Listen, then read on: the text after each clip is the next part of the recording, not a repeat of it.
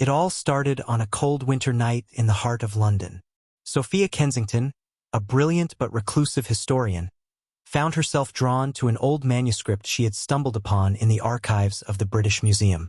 The document, wrapped in layers of coded symbols, contained fragments of a lost chapter in history, one that spoke of secret societies, ancient power, and rituals that had shaped the very foundation of civilization. Sophia had always been a skeptic, never one to believe in conspiracy theories, but the symbols in this manuscript were too similar to those she had studied in ancient texts. They referenced an ancient obelisk, a structure buried deep within the earth that held unimaginable power. The manuscript claimed that those who controlled the obelisk could alter the course of history itself, and that throughout the ages, two powerful secret societies had fought for its control: the Freemasons and the Illuminati. As Sophia delved deeper into the research, she began to notice strange occurrences around her. Men in dark suits seemed to follow her. Shadows lingered in the corners of her vision, and odd symbols appeared in her daily life, on the streets, on buildings, even in her dreams. She had unwittingly stumbled into a world she had no intention of discovering. But the discovery was just the beginning. One stormy evening, as Sophia walked home from the museum, a man approached her in the pouring rain. His name was Adrian Blackwood, a mysterious figure with piercing blue eyes and a quiet confidence that unnerved her. He seemed to know too much about the manuscript and about her. Adrian revealed that he was a member of a secret order, a faction within the Freemasons that had protected humanity from the Illuminati's ambitions for centuries. "The obelisk isn't just a myth," Adrian said in a low, serious voice. "It exists, and the Illuminati are close to finding it. If they succeed, the world as we know it will fall into chaos. Wars, famine, the destruction of society, it will all happen unless we stop them." Sophia didn't want to believe him, but as the days went on, the strange occurrences intensified. Her phone was tapped, her apartment ransacked, and cryptic messages began appearing in her mailbox, urging her to choose wisely. As Adrian and Sophia teamed up, they began traveling across Europe, following the clues hidden in ancient texts and monuments. Along the way, Sophia learned a shocking truth about herself. Her family's bloodline was deeply connected to the obelisk. Her ancestors were one of the original keepers of the obelisk's secrets, but over generations, the knowledge had been lost. The Illuminati, led by the ruthless and enigmatic Lucius Crowe, had discovered Sophia's heritage and were now hunting her, believing she held the key to unlocking the obelisk's power. The tension between Sophia and Adrian grew, as they fought side by side, dodging assassins and outwitting their enemies. Their relationship deepened into something more than just partnership, a delicate balance of trust, attraction, and vulnerability. But time was running out. The Illuminati were always one step ahead, and the closer Sophia and Adrian got to the truth, the more dangerous their journey became. The journey took them to the ancient city of Rome, where beneath the ruins of a forgotten temple lay a labyrinth that had remained hidden for centuries. Here, the final piece of the puzzle awaited them. As they descended into the darkness, guided only by flickering torches and ancient maps, they realized the temple was far older than they had anticipated. It was a place where time itself seemed to stand still. Within the labyrinth, they found carvings that revealed the truth about the obelisk's origins. It was not merely an artifact of power. It was a remnant of an ancient civilization that had transcended time. The obelisk had the power to rewrite history, to change the past and the future, and the Illuminati sought to use it for their own gain. But Sophia and Adrian weren't the only ones in the temple. Lucius Crowe and his Illuminati followers had arrived as well, and a deadly confrontation ensued. The ancient chamber echoed with the sounds of gunfire, clashing swords, and the chants of long-forgotten rituals. In a climactic moment, Sophia and Adrian stood before the obelisk. It pulsed with a strange, almost otherworldly energy, its power calling to them. Adrian warned her that using the obelisk would come at a great cost, but Sophia felt the pull of destiny. She had the chance to change everything, to prevent wars, to stop suffering, but at what cost? As she reached out to touch the obelisk, she was faced with an impossible choice. Use its power to alter history, or destroy it forever and prevent anyone else from harnessing it. But in the back of her mind, she knew that changing history might erase everything she had ever known, including her love for Adrian. Lucius, wounded but not defeated, watched from the shadows, his eyes filled with hatred. "The power is yours," he whispered, "but power always demands a sacrifice." Sophia awoke in a hospital bed weeks later, with no memory of the obelisk, the Illuminati, or Adrian. The world continued on, unaware of the battle that had taken place beneath its surface. History remained unchanged, but Sophia's life was forever altered. She returned to her quiet work as a historian, feeling an unshakable sense of loss she couldn't explain. As she left the hospital, a familiar figure appeared in the distance. Adrian, watching her from afar. He had made his own sacrifice, ensuring that she would be safe, even if it meant she would never remember him. The story of the obelisk was buried once more, forgotten by all except for a select few. But in the shadows, the Illuminati continued their search, always waiting for the next chance to seize the power that had slipped through their fingers. As Sophia settled back into her life, she couldn't shake the feeling that something monumental was missing. Her days were a blur of research and lectures, but at night, her dreams were plagued with visions of symbols. Unbeknownst to her, Adrian Blackwood had been watching from a distance, torn between his duty and his feelings. He had erased himself from her life to protect her, but now he faced the crushing weight of his own decision. The Freemasons, fractured from the loss of the obelisk, were still regrouping, and the Illuminati were more dangerous than ever, determined to rebuild. As Sophia's dreams grew more vivid, she began unconsciously sketching strange symbols in her notebooks. Symbols linked to the lost memories of the obelisk and its power. One evening, during a particularly vivid nightmare, she woke up with a single name on her lips: Adrian. Meanwhile, Lucius Crowe, the enigmatic leader of the Illuminati, was far from defeated. Wounded and weakened after his confrontation with Sophia and Adrian, Lucius had retreated to the depths of his hidden sanctuary. There, surrounded by ancient relics and forbidden texts, he had been gathering his strength, determined to uncover the last remaining artifacts connected to the obelisk. The Illuminati's true power came not just from manipulation, but from their ability to rewrite reality itself, if they could find the remnants of the obelisk's energy. Lucius knew there was still hope, and his obsession with Sophia had only deepened. He believed that her bloodline held the key to finding what he had lost. Lucius sent his most trusted lieutenant, Isabella Valerian, a cold and calculating woman with ties to Sophia's past, to track her down. Isabella's mission was clear: lure Sophia back into the web of ancient power, by any means necessary. As Sophia's dreams intensified, she began noticing odd occurrences in her life once again. Strangers watching her, her apartment broken into, and mysterious emails appearing in her inbox, signed only with a cryptic phrase: "Nothing is ever truly lost." Sophia couldn't escape the nagging feeling that her life was on the brink of another monumental shift. One evening, as she walked through the quiet streets of London, she noticed a familiar figure in the distance: Adrian. His presence ignited a flood of memories she couldn't place but felt deep in her soul. Torn between anger, confusion, and an inexplicable sense of longing, Sophia confronted him. "What did you do to me?" she demanded, her voice trembling with both fear and hope. Adrian, his face shadowed in guilt, hesitated. "I did what I had to protect you, but I think your memories are coming back. The connection between us is too strong." Sophia's heart raced. She didn't know whether to trust him, but she couldn't deny the emotions stirring inside her. Memories of their time together, of their fight against the Illuminati, began to surface, albeit in fragmented pieces. And with those memories came a truth she had long buried: the love she had felt for him. As the two reconciled, a darker shadow loomed. Lucius Crowe's plans were unfolding faster than they had imagined, and now both Adrian and Sophia were once again thrust into a battle they thought was over.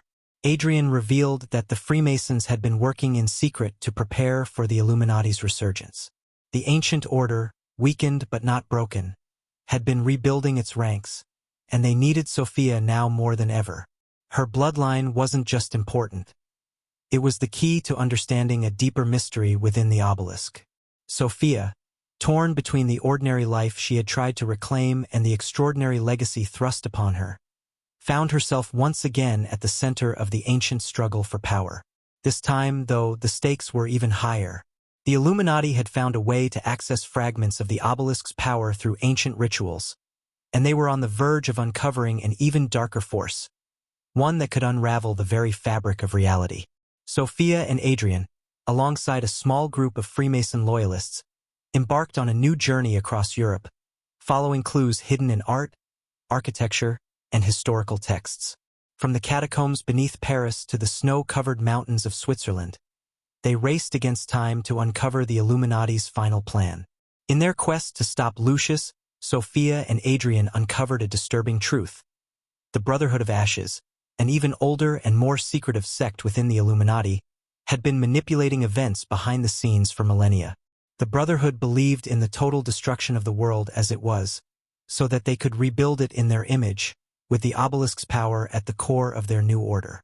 This faction, hidden even from the public knowledge of the Illuminati, was the true puppet master. Lucius, while dangerous, was merely their pawn. The Brotherhood had access to dark, ancient magic that went beyond the rational and scientific. Magic that required human sacrifice, bloodlines, and ancient symbols to unlock the obelisk's remaining power. As Sophia and Adrian uncovered this, they realized the depth of the conspiracy was far greater than they had ever imagined. The Brotherhood sought not just to control the world, but to remake it entirely, using the obelisk to merge different timelines and realities. With time running out, Sophia found herself at a crossroads. The Brotherhood of Ashes had captured her, revealing their final plan. They intended to use her bloodline to activate the last piece of the obelisk, a ritual that would require a life-altering sacrifice. Adrian, once again, found himself torn between saving the woman he loved and stopping the Brotherhood's apocalyptic vision. In a tense, heart-wrenching moment, Sophia made the decision to confront her fate. She knew the key to stopping the Brotherhood lay in embracing her legacy, but it would come at a cost. The Brotherhood's grand ritual began beneath the ruins of an ancient castle in Scotland, where the final showdown would take place. The ancient symbols glowed with power as Sophia stood at the center of the ritual circle, ready to face her destiny. In a climactic confrontation, Adrian and Sophia fought their way through the Brotherhood's ranks. Lucius Crow, now a broken man consumed by his lust for power, made one final attempt to claim the obelisk's energy, but in his arrogance, he miscalculated. Sophia, standing at the heart of the obelisk's power, made the ultimate sacrifice. She used her connection to the ancient artifact to destroy it once and for all, unleashing a burst of energy that not only annihilated the Brotherhood but also sealed away the obelisk's power for eternity. As the ruins crumbled around them, Sophia and Adrian shared one final moment, a bittersweet goodbye as the power of the obelisk tore their timelines apart. Their love, forged in battle and sacrifice, would live on in memory, but they could never be together in the same reality. Months later, the world carried on, unaware of the battle that had nearly ended it. Sophia, now living in quiet solitude, had lost all memory of the events that had transpired. But every so often, she would catch a glimpse of something, an old symbol, a fleeting shadow, that reminded her of a life she couldn't quite recall. And somewhere, in the echoes of time, Adrian watched over her, forever bound to the woman he had loved, and the sacrifice they had made to save the world.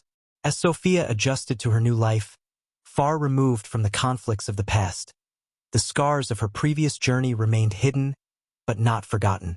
She had grown used to the quiet, though in the stillness of the night, echoes of ancient voices haunted her dreams. These whispers spoke of a path she had not yet walked, a choice she had unknowingly made. One evening, as Sophia wandered through the quiet streets of Edinburgh, she encountered a familiar symbol, an ancient marking etched into the stone of a centuries-old building. The same symbol had haunted her dreams for weeks. Drawn to it, her fingers traced the lines, sparking a forgotten memory that surged through her like a jolt of electricity. Suddenly, a voice echoed behind her. "It seems the past still calls to you. Turning, Sophia was met with the sharp gaze of Isabella Valerian, the enigmatic woman who had once been Lucius Crow's lieutenant. But this time, Isabella wasn't here to manipulate her. There was something different, a desperation, perhaps, or maybe an unspoken alliance. Sophia learned that while the Brotherhood of Ashes had been defeated, fragments of their order remained in the shadows, planning to rebuild. And worse, a far older and darker power had been awakened by the events surrounding the obelisk's destruction. The Order of the Veil, a secretive group that even the Illuminati feared, had resurfaced. The Order's goal was terrifying in its simplicity: to control time itself. Unlike the Freemasons or the Illuminati, their ambitions went beyond power and control. They sought to rewrite the entire fabric of reality. And they had discovered a way to manipulate the remnants of the obelisk's power, hidden deep within Sophia's bloodline. Sophia had no choice but to re-enter the world of ancient conspiracies, dragged once again into the chaos of secret orders and hidden powers. But this time, the stakes were far greater, and the cost of failure was unimaginable. Isabella, despite her cold exterior, offered a fragile truce. She knew the Order of the Veil better than anyone, and she understood that Sophia was the key to stopping them. Together, they embarked on a perilous journey across the globe, from the deserts of Egypt to the remote monasteries of Tibet, uncovering the Order's hidden influence in history. All the while, the lines between reality and illusion blurred, and Sophia began to question whether the world she knew was real, or merely an illusion crafted by the forces manipulating her life. Their journey led them to an ancient temple, buried beneath the sands of the Sahara, where the last of the obelisk's energy was said to be stored. Here, Sophia encountered a mysterious figure known only as the Last Prophet, a man whose knowledge of time and fate transcended anything she had ever encountered. The prophet revealed that the Order of the Veil had already set their plans in motion. They intended to use Sophia's unique bloodline to complete a forbidden ritual that would not only reshape the past, but also collapse every possible future into a single reality, one where the Order ruled unchallenged for all eternity. Time was running out.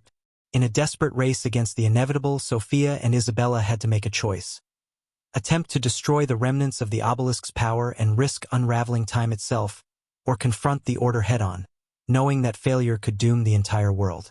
The final battle took place in a hidden chamber beneath the ancient city of Alexandria, where the Order had gathered to perform their ritual. The air was thick with the hum of ancient magic as the Order's leaders chanted in a forgotten tongue, drawing power from the fractured remnants of the obelisk.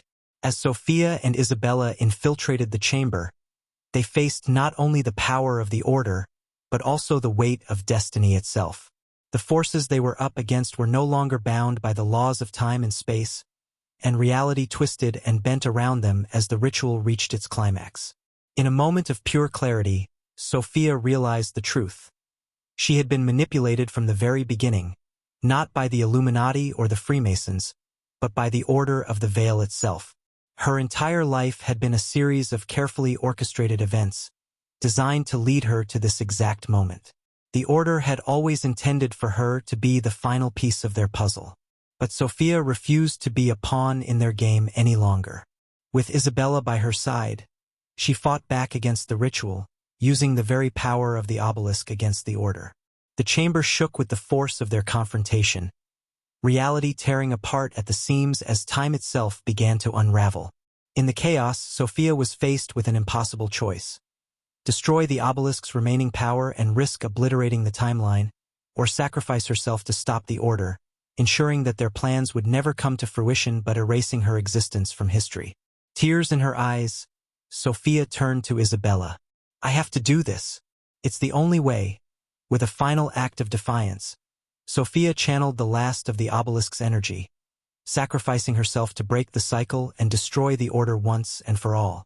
Time rewound, collapsing in on itself, and as the world reset, all memory of Sophia and her sacrifice faded into the void. Years later, the world carried on, blissfully unaware of the danger it had faced. The secret wars of the Freemasons, the Illuminati, and the Order of the Veil had been buried, lost to time.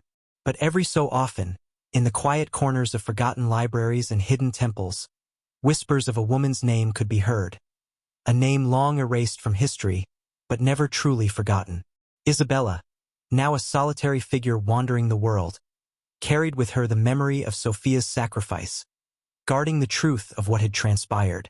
Though time had erased all evidence of the Order's existence, Sophia's legacy lived on, a testament to the power of choice and the resilience of the human spirit.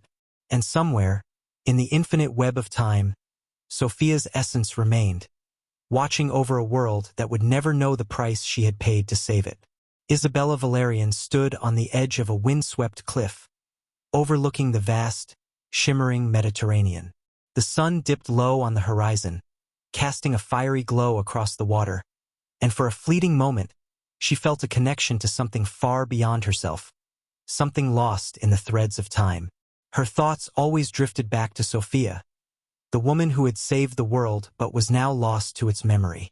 As Isabella traversed the forgotten ruins of an ancient temple, her mind wandered through the fragmented memories of their journey. She knew that Sophia's sacrifice had altered the timeline, but every once in a while, she felt traces of the past slipping through the cracks of reality. Whispers in the wind, faces in the shadows.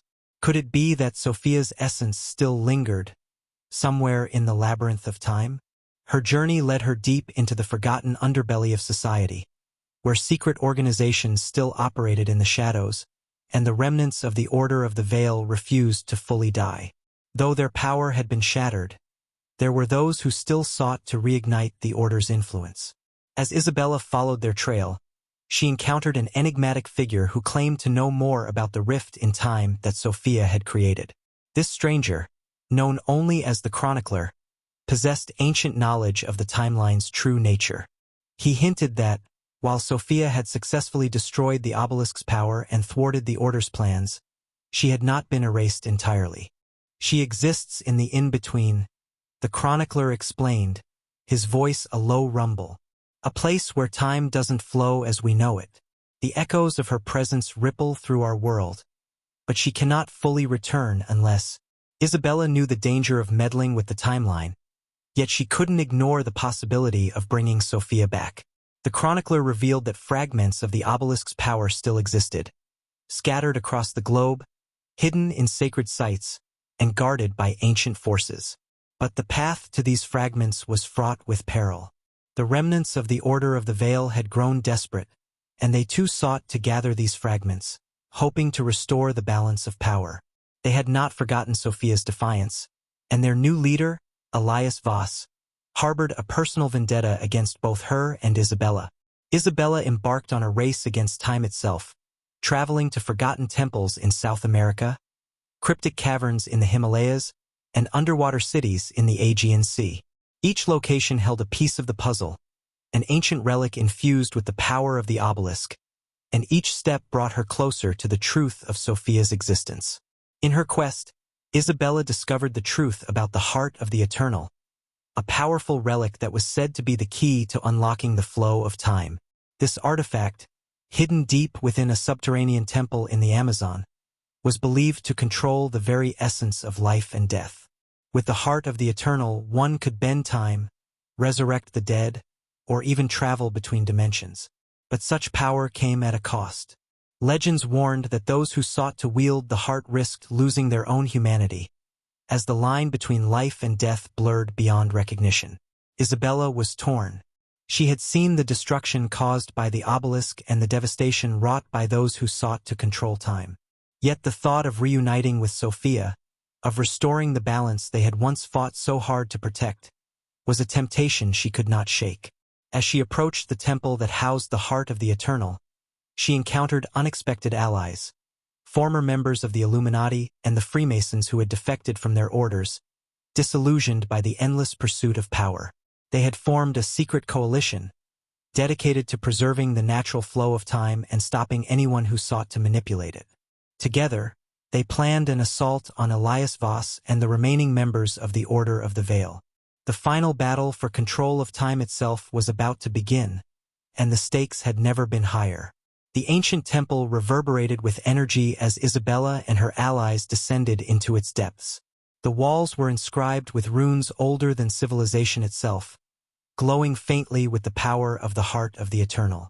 As they moved deeper into the temple, the air grew thick with tension. Time itself seemed to distort, as if the universe was holding its breath. At the heart of the temple, Elias Voss stood waiting, flanked by the remaining members of the Order of the Veil. The heart of the Eternal hovered between them, pulsing with an eerie light. Isabella could feel its power, calling to her, tempting her with promises of infinite possibilities. "You're too late, Isabella," Elias sneered. "With the heart of the Eternal, I will undo everything. Sophia's sacrifice will be meaningless. The Order will rise again, and we will reshape the world in our image." But Isabella was not alone.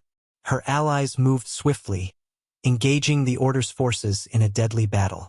The air crackled with energy as ancient magic collided with modern technology, and the temple itself seemed to tremble under the weight of the conflict.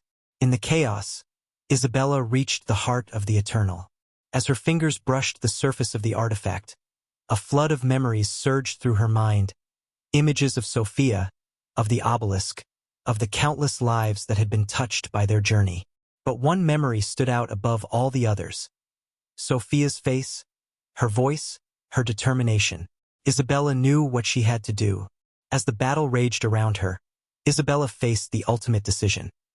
Use the heart of the Eternal to bring Sophia back, risking the very fabric of time itself, or destroy the artifact and ensure that no one could ever manipulate the timeline again. She closed her eyes, feeling the weight of the decision pressing down on her. Sophia had made her choice. She had sacrificed everything to protect the world. Could Isabella undo that, even for the sake of love? With a deep breath, Isabella made her decision. As the heart of the Eternal shattered in her hands, a wave of energy rippled through the temple, and time itself seemed to freeze. For a brief, fleeting moment, Isabella felt Sophia's presence, stronger than ever before. It was as if, for just an instant, they were together again, bound by the threads of fate. Then, just as quickly, the sensation was gone, and the world returned to its natural flow. The Order of the Veil was defeated, their power broken, and the heart of the Eternal was no more. But the cost had been great. Isabella knew that she would never see Sophia again, not in this life. But she took solace in the knowledge that Sophia's sacrifice had not been in vain. As the sun rose over the ancient temple, Isabella stood alone, the weight of her journey heavy on her shoulders. But in her heart, she carried the memory of Sophia, a love that transcended time and space, a bond that could never be broken. And somewhere, in the infinite web of time, Sophia watched over her, a silent guardian of the world she had saved. The world had begun to settle into a fragile peace. With the Order of the Veil defeated and the heart of the Eternal destroyed, it seemed that the danger had passed. But the truth, as Isabella knew too well, was never that simple. Months passed, and the events of the battle at the ancient temple became the stuff of legend, whispered in the back alleys of cities, and amongst those who still believed in the unseen forces that shaped the world. Yet, even as she returned to a semblance of normal life, Isabella couldn't shake the feeling that someone, was watching her. It began as subtle things. The flicker of a shadow in the corner of her eye, the sense of being followed in crowded streets, cryptic messages that seemed to come from nowhere. At first, she dismissed them as paranoia, the remnants of a war that had taken too much from her. But soon, the signs became impossible to ignore. One evening, as Isabella sat in her quiet apartment, a knock echoed through the silence. She opened the door to find a letter lying on the ground, sealed with an unfamiliar crest, a symbol she had seen only once before, during her travels with Sophia. The letter simply read, "The veil never truly falls." A chill ran down her spine as she realized the implications. The Order of the Veil was not completely defeated. Some remnants still lurked in the shadows, waiting for the right moment to rise again. Determined to uncover the truth, Isabella delved into her research, traveling to the corners of the world where the Order once held sway. In secret libraries and ancient tombs, she discovered unsettling evidence that the heart of the Eternal had only been a part of a much larger plan, a plan that reached back centuries, to the very foundations of the Illuminati and the Freemasons.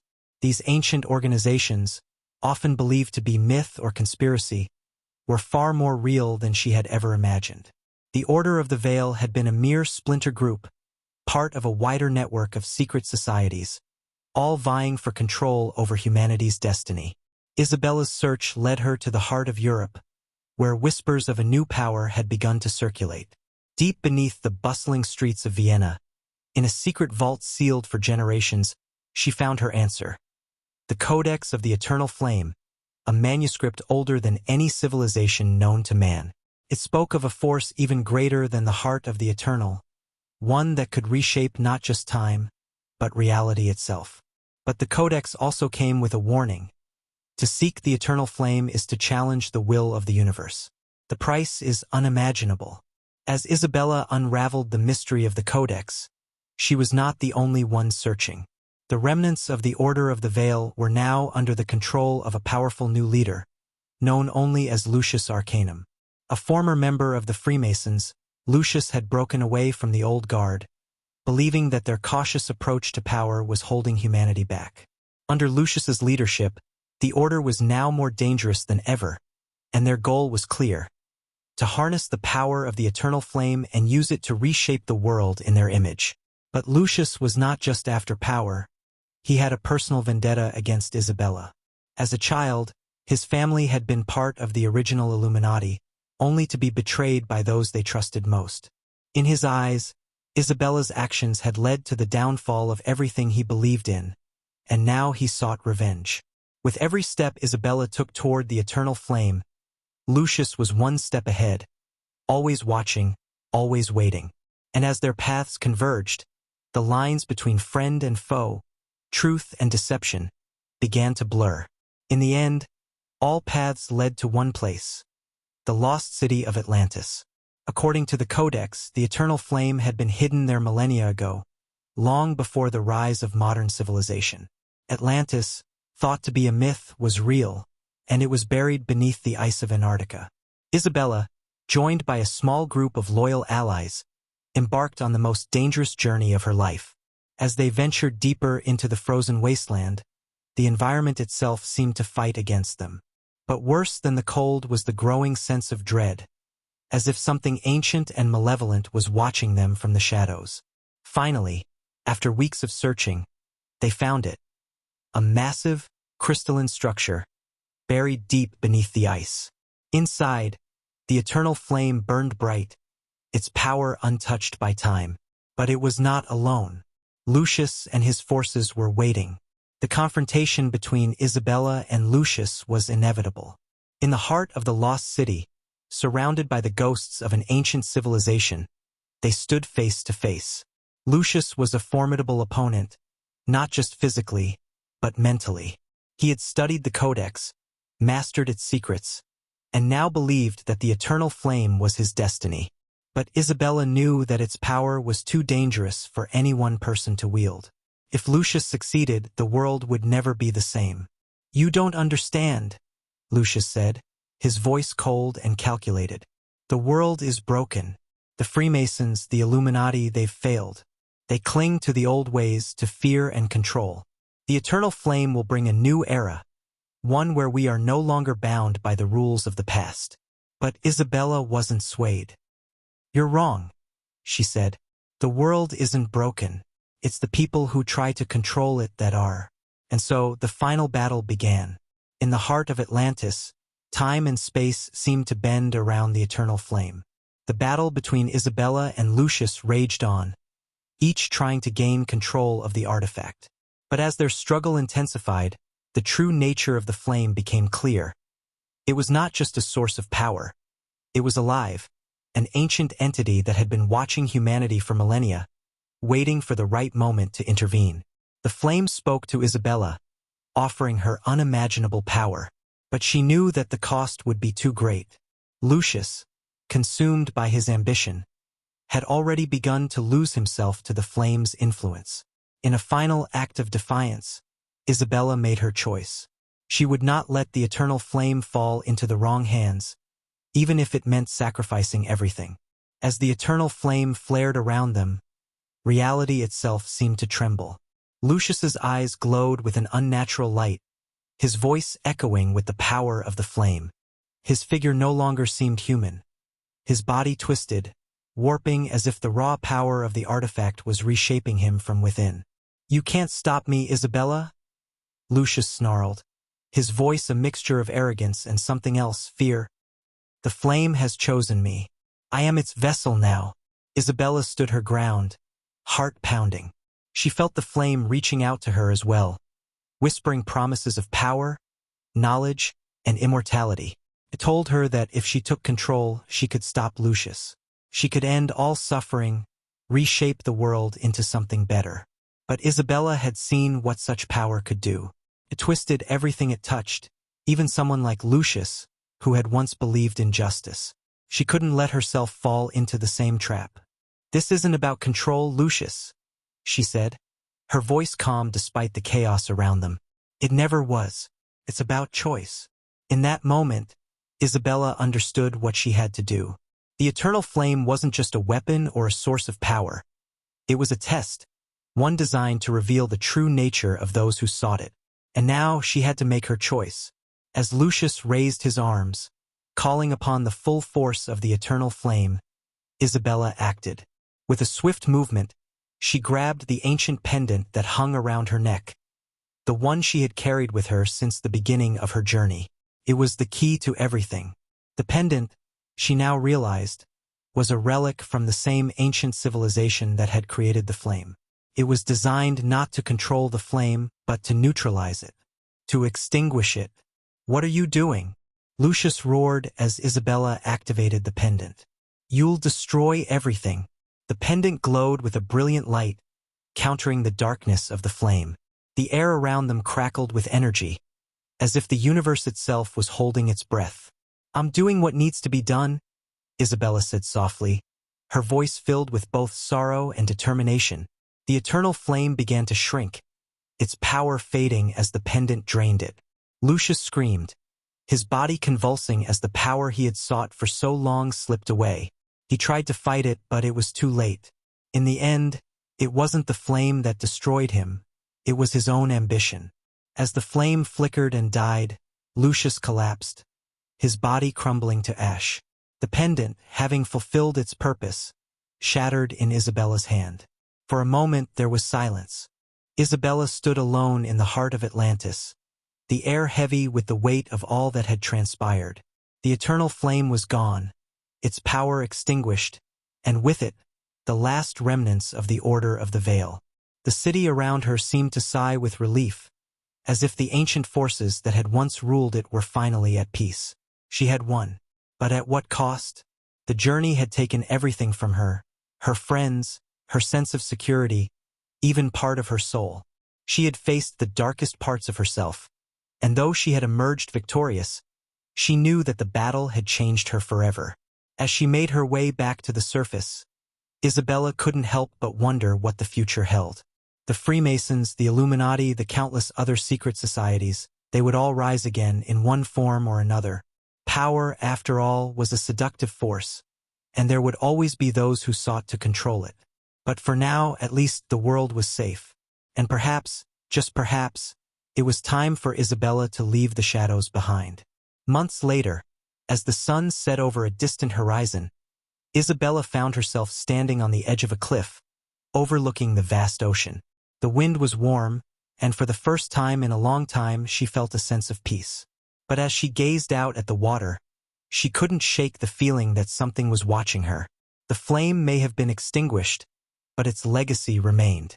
A small flicker of light danced on the horizon, just for a moment, before disappearing into the dusk. The eternal flame, it seemed, was not truly gone. Its power was eternal, after all, and somewhere, in the farthest reaches of the earth, it waited for the next soul brave enough to seek it.